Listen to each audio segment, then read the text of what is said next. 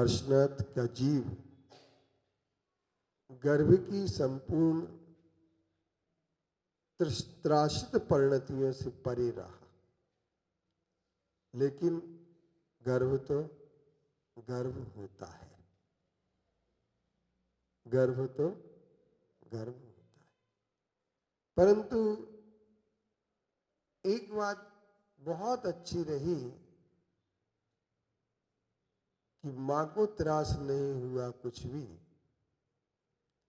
मां भी अपने 9 माह पूर्ण करने के बाद एक बालक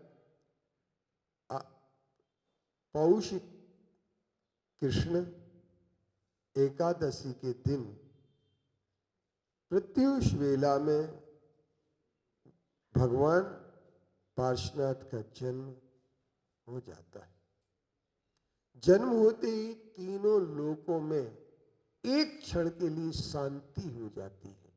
नारकी भी एक क्षण के लिए अपनी कलह क्रूरता से विश्रांति लेते हैं, एक क्षण के लिए,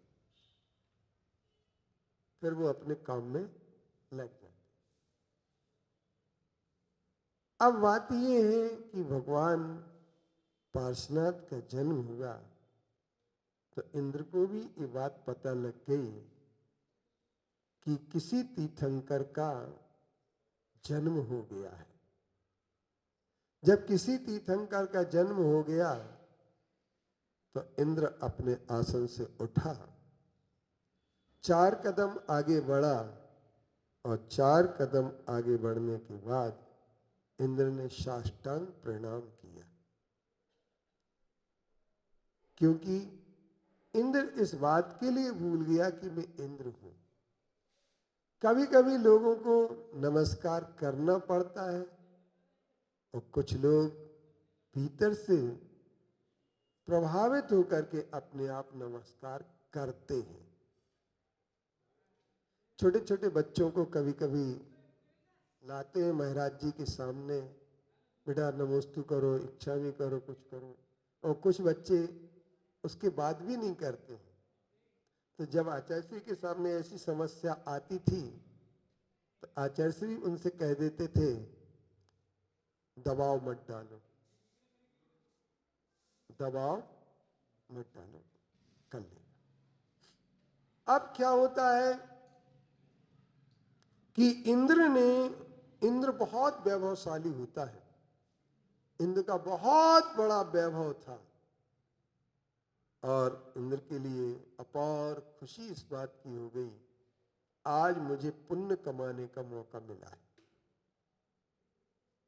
मैं आज अपने नेतृत्व में अभिषेक विधि संपन्न कराऊंगा। अभिषेक विधि जो होती है काफी पुण्य के कारण होती है। हम लोग इस बात के लिए भूल जाते हैं, बहुत सारे लोग अभिषेक को समझते ही नहीं है, उसका महत्व नहीं समझते अभिषेक का, और अभिषेक करने की अपेक्षा वो अभिषेक से कतराते हैं, क्योंकि उनका विशेष पाप का उदय है। 3 लोक के नाथ का जन्म कल्याणक मनाना और उसमें भी पार्श्वनाथ का जन्म कल्याणक मनाना उनके लिए सर्वाधिक सौभाग्य का विषय बना। इंद्र को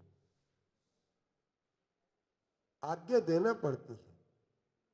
सबको पता चल गया कि तीर्थंकर का जन्म हुआ है, इंद्र की सभा लग गई।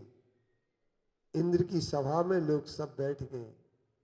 इंद्र ने कुबेर को आदेश दिया, ऐरावत हाथी बनने वाले देव ऐरावत हाथी बनकर के आए। जिस ऐरावत हाथी की विशेषताएं,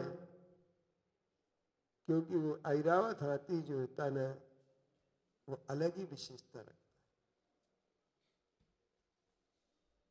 और उसके दांत विचित्र प्रकार के होते हैं, सूंड एक नहीं होती है, सूंड एक नहीं होती, कई उसकी सूंडें होती हैं। इसके ऊपर एक एक दांत पर तालाब होते हैं, उन पर कमल होते हैं, उन पर देवियां नृत्य करती हैं। ये सब होता है। हाँ, तो बनाना ही तो है, देवों को विक्रिया से बनाना है ना। कई हमारे यहाँ एक दादाजी थे, कोई भी महाराज जी आते थे तो उनका एक ही क्वेश्चन फिक्स था,